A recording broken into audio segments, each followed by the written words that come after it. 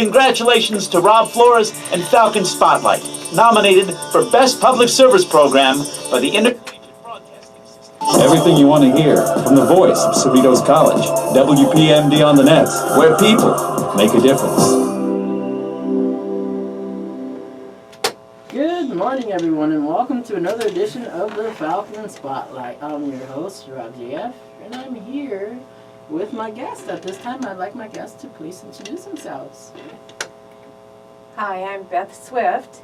I'm a city council member in the city of Buena Park.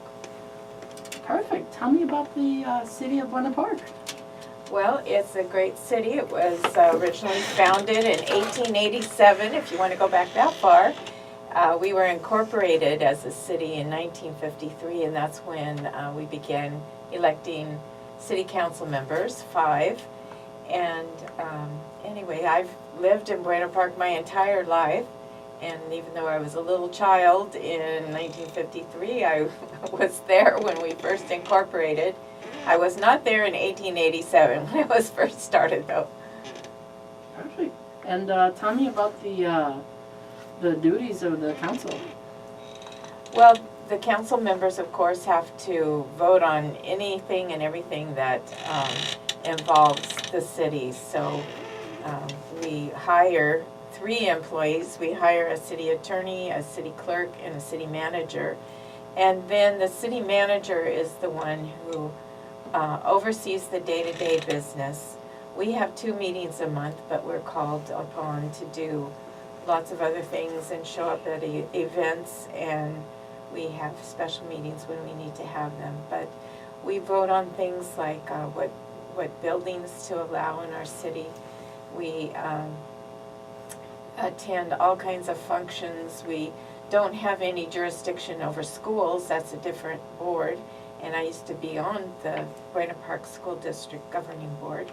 But we do interact with the school districts, and of course we want good relationships, and we want what's best for our city. Bottom line, cities are required to do the basics, have public safety, police, fire, and to make sure that when you turn on the tap you have clean water coming out, and when you flush the toilet there's some place for that waste to go. And so sanitation is very important. We maintain roads. I think there's about 150 miles of roads in Buena Park. We're 10 square miles, slightly over that. And of course we have an amusement park, Knott's Berry Farm, and so we have extra responsibilities to provide safety for our guests. Knott's Berry Farm has over 3 million guests a year, and so with all those people coming and going, it's important to have a safe environment in many ways, and keeping our roads well paved is one of those. Lots of things we do in the city. We have parks, and we have classes people can take. We have concerts they can go to, and every summer we have concerts in the park. In the fall we have started now having jazz concerts, and we have theater productions, lots of things happening in the city. Lots of things for kids. We have an annual track meet, all city track meet. Anybody who lives in the city that's between 5 years old and 14 years old can participate. We have a program that started when I was mayor called Buena Park Goes to College, because we want to encourage our citizens to go on and get more training after high school, because we know that will help the entire city economically if people are well trained, either college degrees or other post-secondary kinds of degrees or certificates. So we like to encourage that. So Buena Park Goes to College we will have this year on October the 1st, it's Saturday, and we have college representatives. We have people presenting workshops on how to pay for college, financial aid, and a variety of other things. But those are some of the things we do. Perfect. Tell me about your life as a student. What was high school like? Were you involved in any activities? As I mentioned, I have grown up in Buena Park, lived there my whole life, and I went to Buena Park High School. And I went my freshman year as probably the shyest kid on the campus. My buddies and I were even too afraid to go in the high school cafeteria. I don't know what we thought would happen if we walked in there. When after about a month of school, we finally did go in there, and there were just hungry students like us. Before that, we brought our lunches and sat on the grass near the home economics building, which is funny because later, after I went to college and got my teacher's credential, I was hired to teach home economics at Buena Park High School. So I returned to the same spot. But that was just the first month of high school that we were so afraid, and little by little we got more and more involved, and I think that's the key to feeling comfortable, is getting involved. And we were students interested in sports anyway, so I played 3 sports. My main sport was softball. I was a softball pitcher, but I also played volleyball and basketball. And we went to every football game that the school had. Back then, the school would charter a bus to take all the kids that wanted to go to away games. We called it the Rooters bus. And my friends and I went to all the football games and almost all the basketball games. And as I say, we just slowly but surely got more and more involved. And I didn't run for office my freshman year, but I did my sophomore, junior, and senior year, and got elected. And I liked helping to make decisions, and here I am still helping to make decisions for my city. Great. So after high school, did you know what you wanted to transition into, like what university, what major you wanted? I knew I wanted to be a teacher, and my senior year of high school, I remember walking back from break thinking, now what would I like to teach? A teacher, my mother's was a teacher. My mother's 102 years old now and a retired teacher. But I knew that I wanted to teach. I just loved working with kids. I did that at my church, and I knew that would be my career. So I remember that senior year of high school deciding, I know, I want to be a high school teacher. And then I had to decide what I wanted to teach.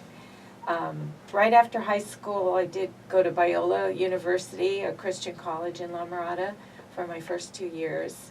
And then I decided to major in home economics. It was my hobby, so I thought that would be kind of fun. There's probably better ways to choose a major. Mathematics was something I loved, and I probably should have gone the more difficult route and majored in math. But I chose home economics, and then I always loved history, so I minored in history. And I transferred to Cal State Long Beach because Biola didn't have my major, and I did finish 2 years later and got my teacher's credential the next year. Great. We'll be right back after these public service announcements. Hi, I'm Bill Lavalley from the Country Rock Hour. I'm Asata Chavis from Misfits 101. My name's Dan from the Bernie Nation. You can help support WPMD. And it's easy. Just visit our website, WPMDonthenet.com. Once you get there, click on the Amazon.com banner near the top of the page. That'll take you to Amazon.com. Then, just shop as you always do. WPMD will get a percentage of your purchase. And so will the Cerritos College Foundation. And it won't cost you anything extra. It's a great way to help WPMD. And get all those great bargains at the same time. Remember, just go to WPMDonthenet.com. Click on the Amazon.com banner and start shopping. It's your way to make a difference for the place where people make a difference. WPMD on the net. And thanks for helping us out. Thanks a lot. Thank you. Thank you very much. We truly appreciate it. WPMD Super Bowl show. Before you watch the Super Bowl, listen to WPMD Friday at 5 Pacific. It's the second annual WPMD Super Bowl Super Show. Chris B. and Bobby from Pandemonium and Chris from the Hot Corner will anchor the coverage, and they'll look at every aspect of the game, the history, the matchups, and everyone's picks from who will win the Super Bowl 50. And the whole Super Bowl experience, the commercials, the halftime game show, the announcers, the TV coverage. It'll be a look at the game and the whole unofficial holiday that you won't get it anywhere else. Join us Friday at 5 Pacific with the special rebroadcast Super Bowl Sunday at 1:30, leading right up to the game. It's the second annual Super Bowl Super Show, only on WPMD on the net, the voice of Cerritos College, where people make a difference. If you slowly lost the ability to walk, what would you remember about your final steps? Where you were, who you were with, or how you wished you had the strength to take just one more step with someone you cared about. Victims of ALS lose the power to use their legs, eat a solid meal, hold someone close, and simply say, "I love you," before losing the ability to breathe. Most often, they remain aware and alert to the world around them as their bodies gradually shut down and die. You don't need to know someone with a disease to know it must be stopped and that those affected need your support. Join the ALS Association's Walk to Defeat ALS and help us find treatments and a cure for Lou Gehrig's disease. Find a walk near you at walktodefeatals.org. And welcome back to the Falcon Spotlight, ladies and gentlemen, here at WPMD Studios, located at Cerritos College in Rolwell, California. And just as an announcement for everyone out there, it is Club Info Day. You see the different tables out there. If you walk by, feel free to sign up for a club. Now I'm back here with my guest. So during college, did you join any clubs? I really didn't. Although I have to say my sophomore year at Biola University, I did try out for a cheerleader. I had been a cheerleader 1 year in high school, my senior year. I ran for secretary my freshman year, didn't get elected. So I tried again, something different, something I already knew how to do. And at that time, we had two different groups, the yell leaders and the song leaders. I don't know what Cerritos College has now. They might have just cheerleaders that do both the pom-poms and the megaphones.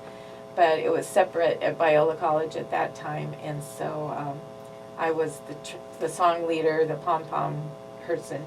And so I tried out and I was elected. It was an elected position at that time. And so I did get involved in that way, and it was a lot of fun. Besides cheering at the basketball games, then the baseball coach asked us if we would come to the baseball games and beat the bat girls to pick up the bats after the guys threw them. And two of us decided to do that, and then one dropped out. I stayed through the whole baseball season because I grew up loving baseball and softball. So that was an easy job for me. So I did that at Biola. Then when I transferred to Cal State Long Beach, I started dating a nice young man who a year later I married. So we were too involved with each other to get too much involved in. And Cal State Long Beach is a very large school. So I didn't make the effort then. But I do think, you feel more strongly for your school in a positive way when you get involved in different activities. And just as the college experience as well, sometimes, books can be expensive, and sometimes students will end up having to work. Tell me about the earlier jobs you held leading up to where you are today. Well, being a Buena Park kid, I worked at Knott's Berry Farm when I was going through college, and in the summers anyway.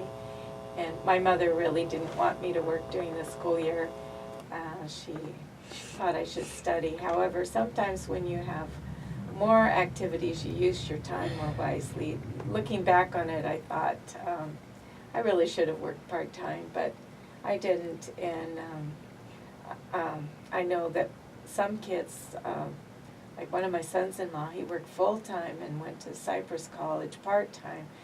And it took him a long time. It took him, I think, 7 years to finally finish, but he was helping his family, and that was his reality. And I really admire him for doing that. And then he got to go on to UC Berkeley after that. my situation was different, but it's important to know, individually how you work best, and some people can juggle both job and school. I just did jobs in the summertime. But it was a lot of fun working at Knott's Berry Farm. I was there the summer they opened the log ride, and all of us young people would take our breaks and then go on the log ride a couple times before we go back to work.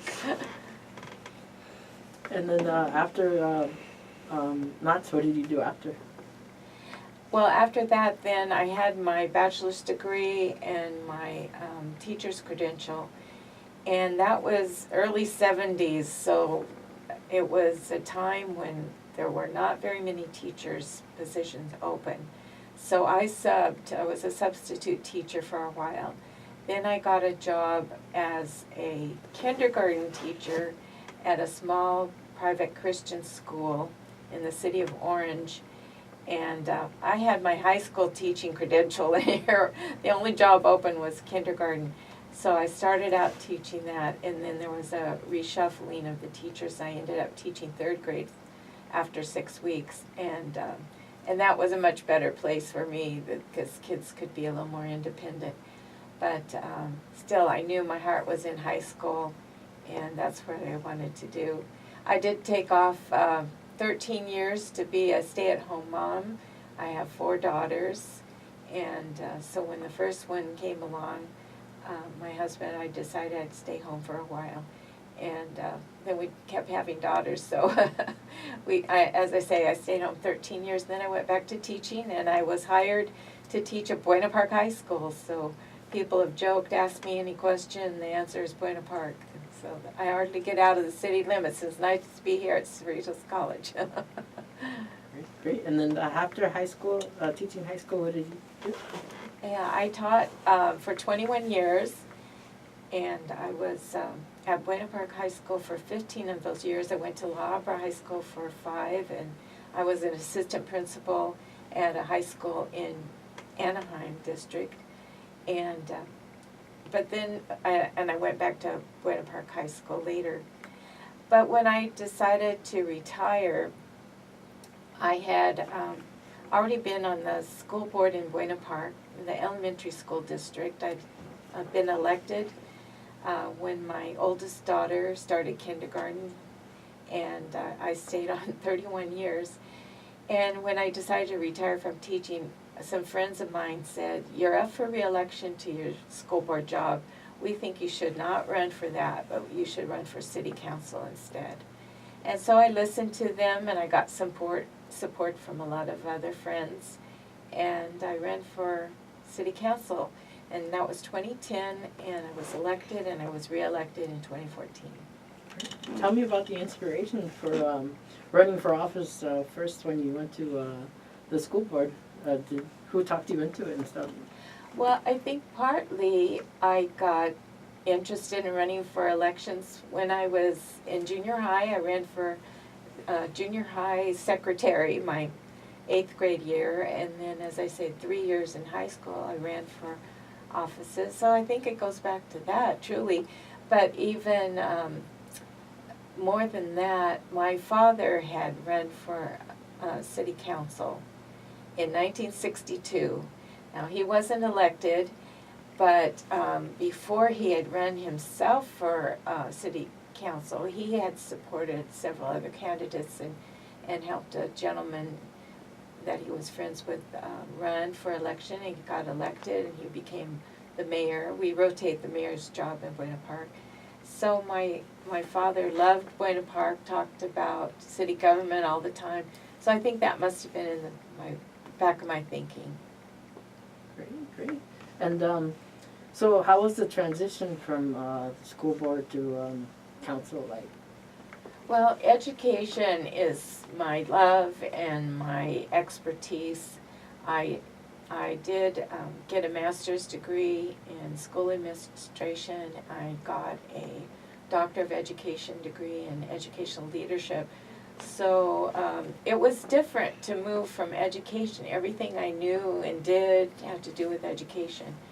And so going to the city council, in some ways was very similar to the school board because we have 5 elected people on the school board, but we have a superintendent who runs the day-to-day operations. Similarly, as I said before, we have a city manager who runs day-to-day things, and the 5 council members make the policy that the city manager follows. And so in that respect it was very similar, but the breadth of subjects is really different. Fire, police, sewer, water, parks and recreation, very different than just focusing on education. And of course educational facilities, I was used to that. We do a lot of talk about the facilities in the city and make decisions about those to upgrade or whatever. But all these other aspects I've had to get acquainted with. I do a lot of reading. I tell little school children when I go to visit classrooms, you know, do your reading, practice. That's a great skill because you're going to use it when you're an adult a lot, especially if you're on city council. I get my agenda on my little iPad now, but when I first started in 2010, we would get these 5-inch thick notebooks for our next meeting. And even on my iPad, often there's 400 pages I have to read, so, or more, there's been more than that. But reading is an important skill in this job. I represent the city also on the Orange County Fire Authority. We don't have our own fire department, so we contract with OCFA. And right now I'm on the Fire Authority Board of Directors as the Vice Chairman. So that's even more meetings and more reading, but it's fun, I enjoy it, it's for my hometown, so I feel a passion to make good decisions and listen to other ideas, and hopefully we come up with the best for the city. So the different boards that the council members serve on, tell me about those. We have several things that council members have to do outside of just their own city. For instance, the Orange County Sanitation District, we don't just take care of our own sewer lines. Obviously, they flow somewhere else. And so one of our council members represents us on the Sanitation District Board. We have Orange County Transit Authority, that we have a representative from another city actually, and so we give them information to represent us on that.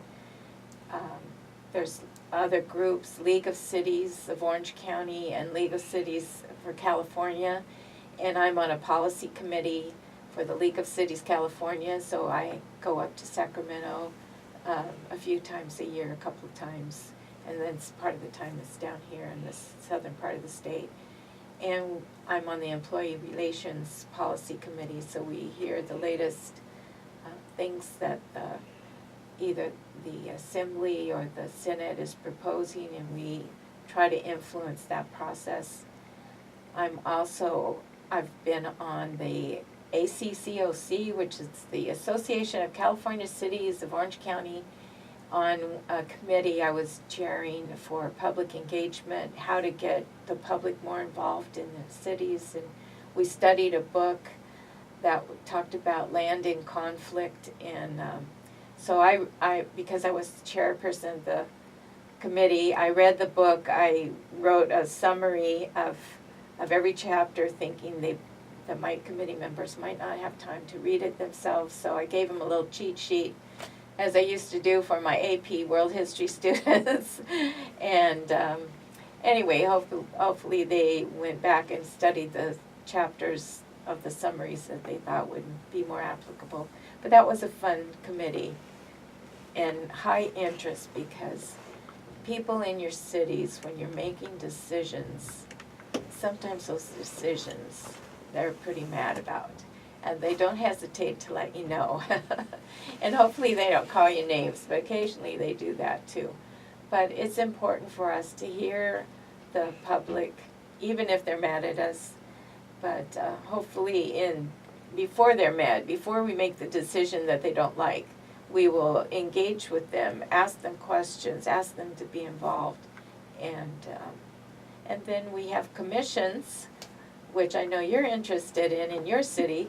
We have commissioners that hear the various items and then refer their decisions or their comments to the city council, and then we listen to those. We have to listen to those. Even if we didn't want to, we would need to hear those opinions, especially if they're dissenting opinions, something different than what we're thinking, because we need to know how these decisions are going to affect people in our city. And if we don't know that, then we will really hurt some feelings, and that's not our purpose. I would have to say that the 5 city council members of Buena Park, whether I agree with them all the time or not, they have the best interest of the city at heart. Now sometimes I think their opinion of what's best is not the same as mine, but I'm happy to serve with them. I think they're good people. Tell me about the different commissions you have. We have Parks and Recreation. It makes decisions about lots of different athletic classes and courses and leagues that we have in the city. If we have a park, right now we have a park that we're going to redesign because it's been left alone way too long, and there's just hardly anything there for people to do. And the clubhouse there is just about to fall apart by the looks of it. And so we had an architect come in, a landscape architect, plan it, listen to the community. He had a couple of meetings, and now we have his plan. So we'll have both the Parks Commission and the neighborhood come back and take another look at it. It'll cost a lot of money. I think it's about a $6 million revamping of this 5-acre park. But I'm looking forward to seeing that. Another thing we're going to have the Parks Commission help us with, we have power lines that go across the width of our city. And we want to have walking trails and recreational activities available there. And so they're helping us design that as well, using the same landscape architect again. We have a Fine Arts Commission. They schedule art contests for elementary kids that we have coming up right away. In fact, tomorrow night we have some more awards we're going to be giving out. We have a high school contest next month, and then around Earth Day we have the junior high art contest.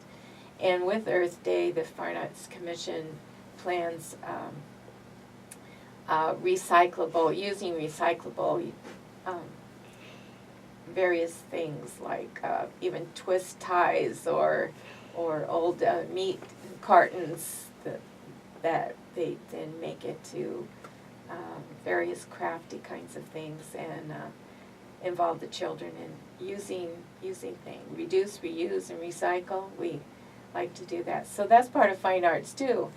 And we have a Traffic and Safety Commission. We have several others that aren't coming to my mind right this instant, but those are some of the main ones. The real ones that do so much are the Parks and Rec and Fine Arts. They're just really, really busy. Tell me about the cable one. Oh yes, thank you for reminding me.